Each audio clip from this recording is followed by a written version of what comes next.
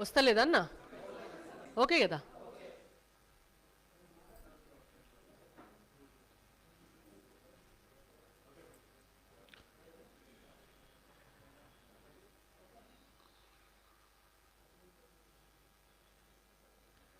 Media మిత్రులకు నమస్కారం. మహబూబ్ నగర్లో భారతీయ జనతా పార్టీ అధ్యక్షులు బండి సంజయ్ కుమార్ గారు చేస్తున్నటువంటి పాదయాత్రకు వస్తున్నటువంటి ప్రజాదరణ, అశేష ప్రజానీకం తమ కష్టాలను తమ కన్నీళ్లను చెప్పుకోవడానికి బండి సంజయ్ గారి దగ్గరికి ఎట్లా వస్తున్నారు,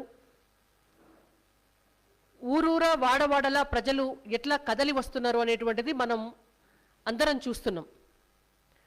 ఈ ప్రజా సంగ్రామ యాత్రలో భాగంగానే ప్రతి నియోజకవర్గ కేంద్రంలో కూడా భారతీయ జనతా పార్టీ సభలు పెట్టుకుంటూ వస్తుంది. అలాగే మొన్న బీజేపీ జాతీయ అధ్యక్షులు నడ్డా గారు వచ్చిన రోజు కూడా మహబూబ్ నగర్లో చాలా పెద్ద ఎత్తున భారీ బహిరంగ సభ నిర్వహించడం కూడా జరిగింది. ఇవన్నీ చూసి జడుచుకున్న టీఆర్ఎస్ పార్టీ మరీ ముఖ్యంగా నిద్ర కూడా పడతలేదు కావచ్చు కేసీఆర్ గారి తనయులు మంత్రివర్యులు కేటీఆర్ గారికి. మహబూబ్ నగర్ జిల్లాలో వస్తున్నటువంటి ప్రజలను చూసి ఆ సభలను చూసి జడుచుకొని ఏం చేయాలో అర్థం కాక హుటాహుటిన పరుగుబెట్టి మొన్న నారాయణపేటకు పోయిండ్రు. ఉన్నాయి లేని మటన్ మార్కెట్ అట, గోల్డ్ మార్కెట్ అట, రోడ్లట, ఇంకేంటియోట 8 ఏళ్ల సంధి ఈ రోజు వరకు కూడా రోజు నల్లా నీళ్ళు ఇయ్యే చేత కాలేదు. కానీ ఇప్పుడు నెల రోజులల్లో అర్జెంటుగా నల్లా నీళ్ళు ఇస్తారట, మొత్తం అందరికీ రైతు బంధు వచ్చినట్టు చేస్తారట, అందరికీ దళిత బంధులు ఇస్తారట, నౌకర్లు ఇస్తారట. ఇకంటే అలవిగాని మాటలు చెప్పి రాళ్ళేసి రాళ్ళకన్నిటికీ కూడా కొబ్బరికాయలు కొట్టి శంకుస్థాపన చేసి వచ్చిండ్రు. శంకుస్థాపనే కదా, ఏమున్నది, ఒక రాయి ఒక కొబ్బరికాయ. అధికార పార్టీ జనాలకు పైసలు ఇస్తే జనాలు రాబట్టి మీరు మాట్లాడేది టీవీలో టెలికాస్ట్ చేయబట్టి. ఎంత భయం అంటే వారం తిరక్క ముందే మీరు నారాయణపేటకు పోయి అంత పెద్ద సభ పెట్టి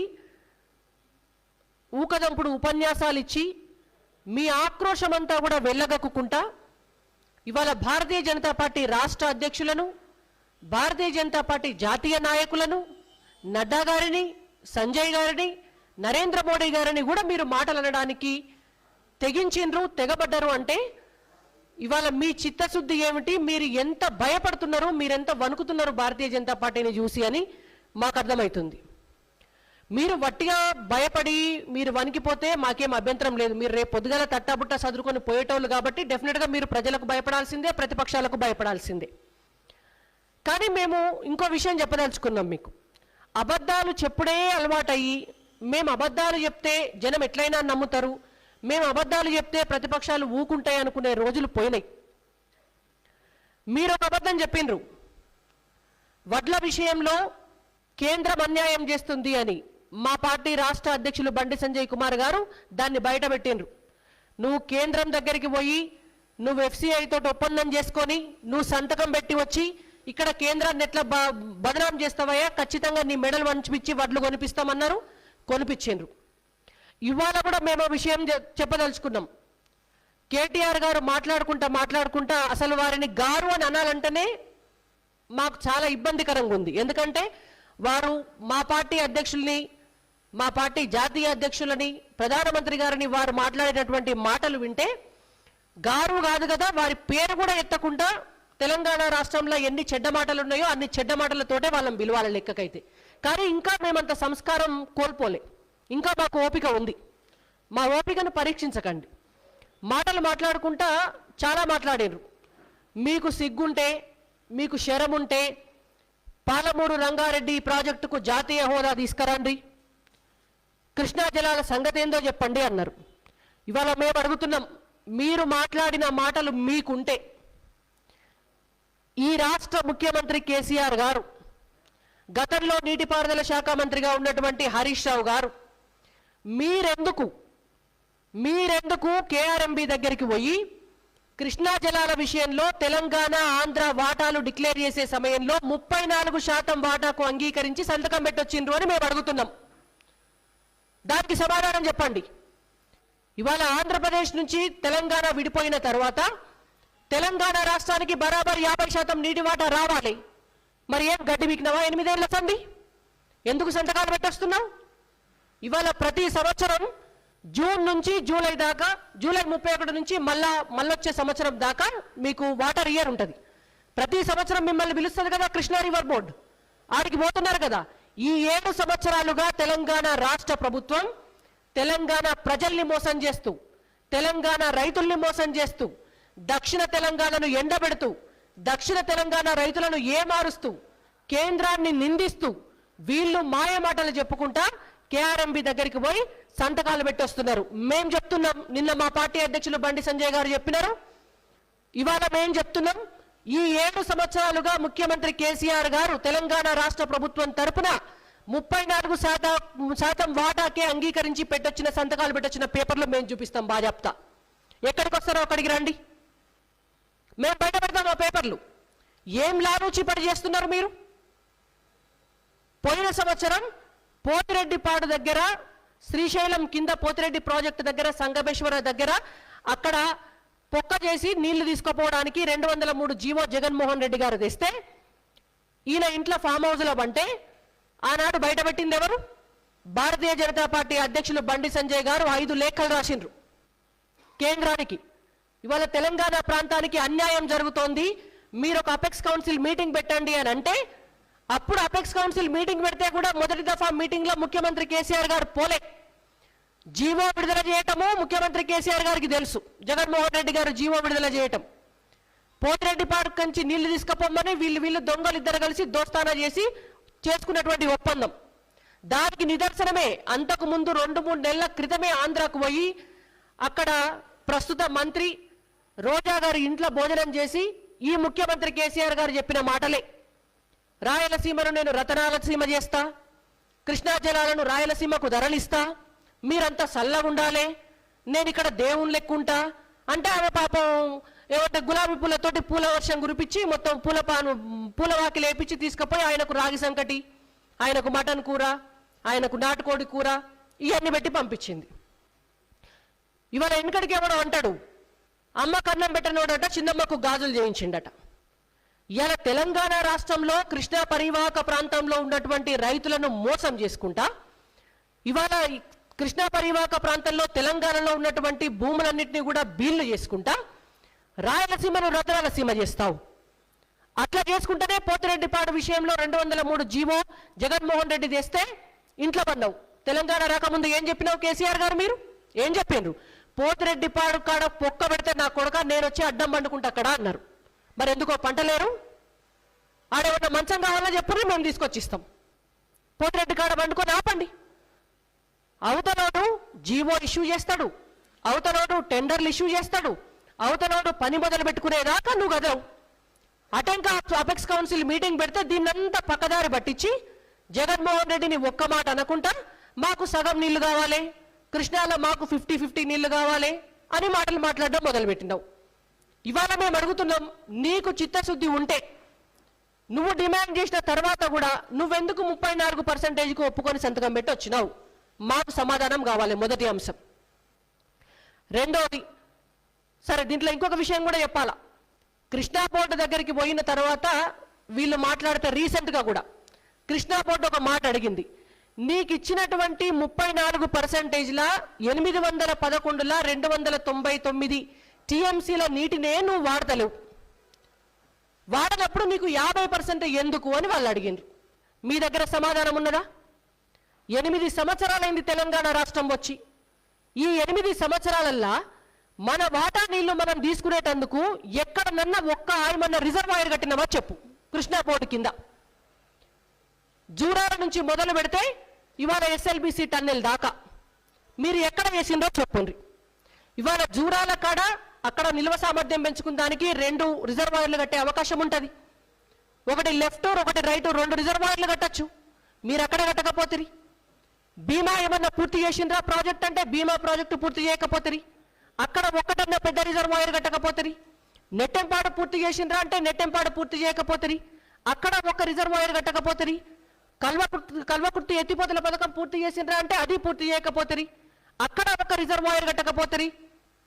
గట్టు మండలానికి ఎడవ పక్క గోదావరి, కుడి పక్క కృష్ణ ఉంటుంది. గట్టు మండలానికి సిగ్గుపోతుంది. ఇవాళ మీకు సిగ్గుందా, మీకు శరం ఉందా అని పక్క పార్టీలను అడుగుడు కాదు. మీకు సిగ్గుంటే, మీకు శరం ఉంటే ఓ పక్క గోదావరి, ఓ పక్క కృష్ణ పోతా అంటే ఒక్క మండలానికి నీళ్ళు ఇచ్చడానికి శంకుస్థాపన చేసి వచ్చిండ్రు. ఈ రోజు వరకు గట్టు మీదనే ఉన్నది. శంకుస్థాపన చేసిన రా ఏడుస్తుంది కానీ ఒక్క పెళ్ళ కదలలే. ఏం సమాధానం చెప్తారు ముఖ్యమంత్రి గారు? మీరు నీళ్లు తీసుకున్న దానికి ఏం చేసినావు నువ్వు? ఇవాళ 69 జీవో ఇష్యూ ఎంత తలుసుకుంటే 6 నెలల్లో అయిపోయే పని. 69 జీవో తెలంగాణ రాకముందు వచ్చింది. 69 జీవో వస్తే కోస్గి, కొడంగల్ నియోజకవర్గాలకు సంబంధించినటువంటి ఏరియాలో ఉన్నటువంటి పంట భూములకు నీళ్లు వస్తాయి. డైరెక్ట్గా జూరాల నుంచి లిఫ్ట్ చేసి నీళ్లు తీసుకోవచ్చు అక్కడికి. దాన్ని చేయకుండా దాన్ని తీసుకొచ్చి పాలమూరు రంగారెడ్డిలో కలుపుతీవి. నువ్వు నా 69 జీవో పెట్టి అది చేయకపోతేవి, పాలమూరు రంగారెడ్డి ఇది మొదలు పెట్టకపోతేవి. ఇవాళ ఆర్డిఎస్ కింద ఏం చెప్పినావు తెలంగాణ రాకముందు? ఆర్డిఎస్ కాడ కూర్చేసుకొని కూర్చుంటా నేను. ఆర్డిఎస్కి వెళ్ళి నీళ్ళు ఎట్లా తరలించకపోతారో నేను చూస్తా. బిడ్డ ఇదంతా సమైక్యాంధ్రలో పరిపాలించడం వల్లనే అయింది. రేపు పొద్దున తెలంగాణ వచ్చినాక వీళ్ళందరూ అందు చూస్తా అంటివి. ఇవాళ మీకు కుర్చీ లేకపోయిందా? మేము పంపిస్తాం మా భారతీయ జనతా పార్టీ తరఫున కుర్చీ. కేసీఆర్ గారికి పంపిస్తాము. మొన్న పెద్ద పెద్ద మాటలు మాట్లాడుతున్నారు కదా, ఓ పెద్ద సిపాయి నారాయణపేటకు పోయి ఆ సిపాయికి కూడా పంపిస్తాం. వాళ్ళ అయ్యకో కుర్చీ, ఆయనకో కుర్చీ, 2 కుర్చీలు పంపిస్తాం. పోయి కూర్చోరాడ, కూర్చొని ఆర్డిఎస్ కాడ ఏం చేస్తారో చేయండి. మనకు కొంచెమన్నా బాధ్యత, సిగ్గు, శరం ఉండాలి. తెలంగాణ రాష్ట్ర సమితికి, తెలంగాణ రాష్ట్ర సమితి ప్రభుత్వానికి. ఇవాళ కృష్ణా నది మీద ఉన్నటువంటి ఆయకట్టలన్నీ కూడా, ధవళేశ్వరం ఆనకట్ట సరర్దర్ కాటన్ బ్యారేజ్ అయింది. కృష్ణా ఆనకట్ట ప్రకాశం బ్యారేజ్ అయింది. సుంకేసుల ఆనకట్ట తుంగభద్ర బ్యారేజ్ అయింది. ఆర్డిఎస్ ఏమైంది? ఏం కాలే. ఆర్డిఎస్ ఆనకట్ట అట్లనే ఉన్నది. తెలంగాణ రాకముందు ఎట్లయితే ఆంధ్రోళ్ళు అక్కడికి వెళ్ళి రాయలసీమ వాళ్ళు నీళ్లు తరలించకపోతున్నారో ఈ రోజు వరకు కూడా నీళ్లు గట్లనే తరలిపోతున్నాయి. ఆడ 1 ఇంచు గోడ కూడా కట్ట శాతగాలే మన ముఖ్యమంత్రి గారికి, వాళ్ళ కొడుకు ఏతల సిపాయి గారికి. మాటలు మాట్లాడమంటే పెద్ద పెద్ద మాటలు మాట్లాడతారు. మళ్ళా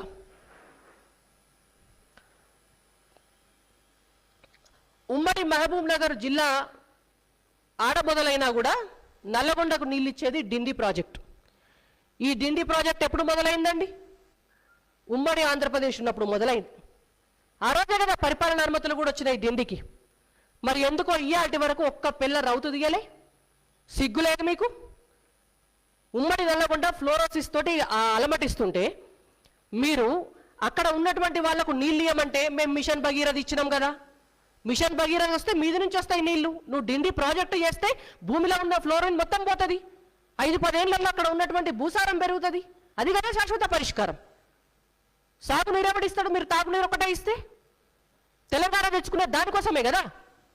అది చేయరు. ఉదయ సముద్రం ప్రాజెక్ట్ ఏమన్నా 1 ఇంచు కదిలిందా? ఎందుకు పూర్తి చేయరు? మీరు చేసిరా? చెప్పాలి. ఇప్పుడు నారాయణపేటకు పోయి పెద్ద పెద్ద మాటలు మాట్లాడి పిచ్చి పిచ్చి కూతలు కూసినటువంటి సిపాయి సమాధానం చెప్పాలి వీటన్నిటికీ. ఎస్ఎల్బిసి టన్నెల్ తెలంగాణ రాకముందు ఆ ఎస్ఎల్బిసి టన్నెల్లకు నేను కూడా పోయి ఉంటి. తెలంగాణ రాష్ట్రంలో, ఉమ్మడి ఆంధ్రప్రదేశ్ రాష్ట్రంలో తెలంగాణ ప్రాంతానికి ఎంత నష్టం జరుగుతోంది, ఎట్లా మనం ఆగమవుతున్నాం, మన తెలంగాణ ప్రాంతానికి ప్రాజెక్టులు కేటాయించి కూడా పని ఎందుకు చేస్తలేరు అనేది చూపించడం కోసం ఆ రోజు ఎస్ఎల్బిసి టన్నెల్లకు నేను కూడా పోయి ఉంటి. అప్పుడు తెలంగాణ కావాలని అడిగిన వాళ్ళల్లో మనం అందరం కూడా నోరు నెత్తి మీద పెట్టుకొని అడిగిన వాళ్ళమే కదా. 44 కిలోమీటర్ల టన్నెలు చేయడానికి 40 ఏళ్ళైనా కూడా ఆనాటి సమైక్యాంధ్రకు చిత్తశుద్ధి లేదు, ప్రేమ లేదు, బాధ్యత లేదు. మన గోస చూస్తున్నారు కానీ మన పట్ల వాళ్లకు బాధ్యత లేదు అని మనం తిట్టిపోసినాం. ఇవాళ తెలంగాణ వచ్చి 8 సంవత్సరాలైంది. సమైక్యాంధ్రలో 10 కిలోమీటర్లు అయిపోతే 33 కిలోమీటర్ల టన్నెల్ దవ్వుతే 2 లక్షల ఎకరాలకు గ్రావిటీతో నీళ్ళు వస్తాయి. గ్రావిటీతో వస్తాయి. జల వారుకుంటూ వస్తాయి నీళ్లు. నువ్వెక్కడన్నా ఒక లిఫ్ట్ పెట్టేది ఉందా ఎస్ఎల్బిసి టన్నెల్లా? 8 ఏళ్ల నుంచి గడ్డి బిక్తున్నారా మీరు? చేయకూడదు కాదు. మీదికెళ్ళి ప్రతిపక్షాలను మీకు సిగ్గున్నదా, మీకు శరం ఉన్నదా, సిగ్గు శరాలు మీకున్నాయో లేవో చూసుకోవాలి. కృష్ణా జలాలల్లో ఇన్ని ప్రాజెక్టులు ఉన్నాయి, ఇవి కాక ఇంకా మైనర్ ప్రాజెక్టులు ఉన్నాయి. ఏ ఒక్కటి పూర్తి చేసే చిత్తశుద్ధి లేదు మీకు. ఎప్పుడో ఉమ్మడి ఆంధ్రప్రదేశ్లో కేటాయించినటువంటి 299 టీఎంసీలను 8 ఏళ్ళైనా కూడా వాడుకోవడానికి ఒక్క రిజర్వాయర్ కట్టలేదు మీరు. 34% వాటా దాటి వాడుకునే మెకానిజం, ఇన్ఫ్రాస్ట్రక్చర్ లేదు మీకు. మీదికెళ్ళి కేఆర్ఎంబికి పోయి ఆడ సంతకాలు చేసి వస్తారు 34% వాటా ఓకే అని. అప్పుడేమో చంద్రబాబు నాయుడు తోటి జత కడతారు. ఆనాడు చంద్రబాబు నాయుడు దగ్గర లాలూచిపడి డబ్బు తీసుకొని 34% ఒప్పుకుంటారు. ఇవాళ జగన్మోహన్ రెడ్డి తోటి జత కూడి లాలూచిపడి అదే 34% ఒప్పుకొని వచ్చి మీదికెళ్ళి జాతీయ పార్టీని, భారతీయ జనతా పార్టీని, కేంద్ర ప్రభుత్వాన్ని నిందిస్తున్నారు మీరు. పోతిరెడ్డిపాటు విషయంలో జగన్మోహన్ రెడ్డి తోటే లాలూచి పడతారు. ఆర్టీఎస్ విషయంలో జగన్మోహన్ రెడ్డి తోటే లాలూచి పడతారు. అంటే ఇవాళ తెలంగాణ రాష్ట్రం వచ్చిన తర్వాత కూడా ఆంధ్రోళ్లతోటి లాలూచి పడి నువ్వు దక్షిణ తెలంగాణ ప్రయోజనాలను ఎండబెట్టుకుంటా జాతీయ పార్టీని క్వశ్చన్ చేసేటువంటి హక్కున్నదా మీకు? మాట్లాడితే పాలమూరు రంగారెడ్డికి జాతీయ హోదా తీసుకురాండ్రి. ఆనాడు సుష్మా స్వరాజ్ గారు వచ్చి చెప్పినారు, ఆనాడు నరేంద్ర మోడీ గారు చెప్పినారు. పాలమూరులో తిరుగుడు కాదు, బండి సంజయ్ గారు మీరు పట్టుకరండి అని మాట్లాడుతున్నారు కదా. ఇవాళ మేము అడుగుతున్నాం, పాలమూరు రంగారెడ్డికి జాతీయ హోదా తీసుకురావాలని నువ్వు పెట్టిన అప్లికేషన్ ఏది చూపి, కేటీఆర్ గారు చూపియండి. అసలు పాలమూరు రంగారెడ్డి ప్రాజెక్ట్ కాదు, ఏ ప్రాజెక్ట్ అయినా జాతీయ హోదా కావాలి అని అనుమతి అప్లై చేసుకోవాలి అంటే దానికి ఫస్ట్ సిడబ్ల్యూసి నుంచి ఒక 15 అనుమతులు తీసుకోవాల్సి ఉంటుంది. మీరు ఫారెస్ట్ క్లియరెన్స్ తీసుకోవాలా, మీరు పర్యావరణ క్లియరెన్స్ తీసుకోవాలా, మీరు కన్స్ట్రక్షన్ క్లియరెన్స్ తీసుకోవాలా, మీరు ప్రాజెక్ట్ వయబిలిటీ క్లియరెన్స్ తీసుకోవాలా. వీటన్నిటికంటే ముందు కూడా మీరు అసలు ఒక డిపిఆర్ సబ్మిట్ చేయాలా. చూపి ఎక్కడున్నదో మీ పాలమూరు రంగారెడ్డి డిపిఆర్ ఎక్కడున్నదో చూపి. ఉమ్మడి ఆంధ్రప్రదేశ్లోనే డిజైన్ చేయబడి, ఉమ్మడి ఆంధ్రప్రదేశ్లోనే పరిపాలన అనుమతులు వచ్చి, ఉమ్మడి ఆంధ్రప్రదేశ్లో 35,000 కోట్ల రూపాయలతోటి పాలమూరు రంగారెడ్డి ప్రాజెక్టు డిజైన్ అయిపోతే దాన్ని ఈ సిపాయి ఇంజనీర్, మన కొత్త చీఫ్ ఇంజనీర్ గారు కేసీఆర్ గారు మొత్తం రీడిజైనింగ్ చేసి దాన్ని సర్వనాశనం చేపించి 35,000 కోట్ల నుంచి 70,000, 80,000 కోట్లకు చేసి దాన్ని నా ఇష్టం వచ్చినట్టు నేను చేస్తా అని చెప్పి దాన్ని అక్కడ ఉంచారు. ఈ పాలమూరు రంగారెడ్డి ప్రాజెక్టు డిజైన్ మార్చి వీళ్ళు చేసింది ఏంటంటే ఒక కార్పొరేషన్ పెట్టారు. మీడియా మిత్రులు కూడా నోట్ చేసుకోవాలి. ఒక కార్పొరేషన్ పెట్టారు. ఒక కార్పొరేషన్ పెట్టి 10,000 కోట్ల రూపాయల అప్పు తెచ్చుకున్నారు. పాలమూరు రంగారెడ్డి ప్రాజెక్టు పేరు మీద 10,000 కోట్ల రూపాయల అప్పు తెచ్చుకున్నారు. ఏయా పైసలు మాకు లెక్క చెప్పాలి. ఇప్పుడు చెప్పాలా బరాబర్, మీరు తెలంగాణ ప్రజలకు చెప్పాలా.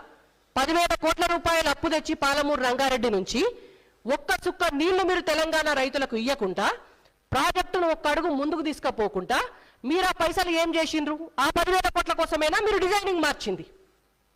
మళ్ళీ మీదికెళ్ళి ఉల్టా వీళ్ళకి జాతీయ హోదా కావాలట. నువ్వేం చేసినావు? నీ డిపిఆర్ఏ లేదు నీ దగ్గర. నువ్వు సిడబ్ల్యూసి నుంచే క్లియరెన్స్లు తెచ్చుకోలే, నువ్వు కేంద్ర ప్రభుత్వం దగ్గర అనుమతులకే అప్లై చేయలే. చూపి ఉంటే కాగితం ఉంటే చూపి. ఇక కాళేశ్వరం ఇంకో సంగతి. సరే, అది గోదావరి జిల్లాల సంగతి. కాళేశ్వరం విషయంలో కూడా రీడిజైనింగ్ అయిపోయినాక వీళ్ళు డిపిఆర్ సబ్మిట్ చేయలేదు, వీళ్ళు అనుమతుల కోసము జాతీయ హోదా కోసము ఒక అప్లికేషన్ పెట్టలే. కాబట్టి మేమేమంటున్నామంటే భారతీయ జనతా పార్టీగా గతంలోనే నిధుల విషయంలో టీఆర్ఎస్ పార్టీ చెప్తున్నటువంటి అబద్ధాల విషయంలో మా పార్టీ అధ్యక్షులు బండి సంజయ్ గారు గతంలోనే సవాల్ చేసినారు. ఇవాళ తెలంగాణ పల్లెల్లో వాడేటటువంటి ప్రతి రూపాయి భారతీయ జనతా పార్టీదే. కాదనేంత దమ్ము మీకుంటే, కాదని మీరు నిరూపిస్తే చర్చకు రండి, ఎక్కడికైనా వస్తామని. తోటపుడిచిన టీఆర్ఎస్ పార్టీ మళ్ళీ అవే అబద్ధాలు చెప్పుకుంటూ తిరుగుతుంది. నిన్న మళ్ళీ మా పార్టీ అధ్యక్షులు బండి సంజయ్ గారు చెప్పినారు, కృష్ణా జలాల విషయంలో ఎక్కడికి వస్తావో రా, బరాబర్ చర్చకు కూర్చుందాం. ఇవాళ నీ నియతి ఎంతనో, నీ నిజాయితీ ఎంతనో, మీరు చెప్పేటువంటి అబద్ధాలు అనేటువంటి విషయం ప్రజలకు తెలియాల్సినటువంటి అవసరం ఉంది. కాబట్టి డెఫినెట్గా మేము చూస్తాం. ఇంకొక అంశం కూడా, పాలమూరులో పర్యటించేటప్పుడే బండి సంజయ్ గారు చెప్పినారు, వలసపోతున్నటువంటి బొంబాయి బస్ ఎక్కి కూడా చూపించినారు. అంతకంటే ఒక్కరోజు ముందే ప్లీనరీలో ముఖ్యమంత్రి కేసీఆర్ గారే బొంబాయికి బస్సులు ఎక్కడ పోతున్నాయని చెప్పి పచ్చి అబద్ధాలు చెప్తే ఆ రోజే సవాల్ చేసినారు, పాలమూరు అభివృద్ధి పైన కూడా చర్చకురా, వలసలు లేవని నువ్వు నిరూపిస్తే నేను రాజకీయ సన్యాసం తీసుకుంటా అని ఆనాడు కూడా తోకముడిచింది టీఆర్ఎస్ పార్టీ.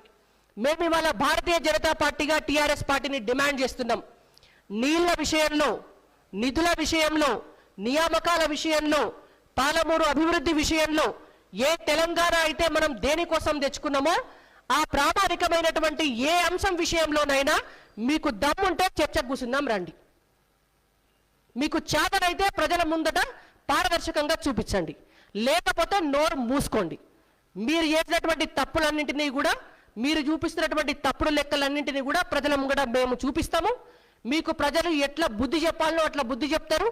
దాంతో పాటు మీరు చేస్తున్నటువంటి అధిక ప్రేలాపనలు, మీరు మా నాయకుల పైన మాట్లాడుతున్నటువంటి భాష మార్చుకోకపోతే మీకంటే 1,00,000 రెట్లు ఎక్కువ తిట్టుడు కనుక మేము మొదలు పెడితే మా భారతీయ జనతా పార్టీ కార్యకర్తలు ఒక్కొక్క సింహమై బిడ్డ మిమ్మల్ని తరుముతారు ఊళ్ళకెళ్ళి. గుర్తుపెట్టుకోండి, వాళ్ళు తిట్టే తిట్లకు మీ చెవులకెళ్ళి రక్తం గారాలి. కాబట్టి ఇప్పటికైనా ఒళ్ళు దగ్గర పెట్టుకోండి, నోరు దగ్గర పెట్టుకోండి. ప్రజలు మీకు ఇచ్చినటువంటి అవకాశాన్ని బాధ్యతగా ఉపయోగించుకోండి. ఇవాళ తెలంగాణ రాష్ట్రానికి ఏం కావాలనో బాధ్యతాయుతంగా ఆ పని చేయండి. Thank you.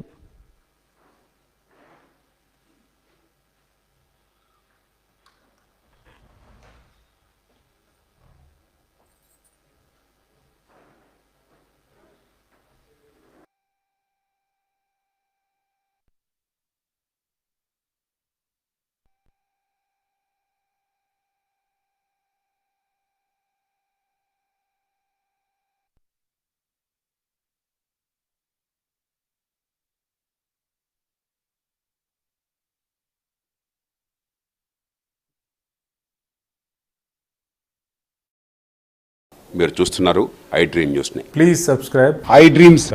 For more videos, subscribe I dream. Please subscribe for more videos. I dream. I dream. For more videos, Subscribe, I dream. Please subscribe. Subscribe I dream channel. Do subscribe. I dream. I dream ఛానల్ని do watch I dream.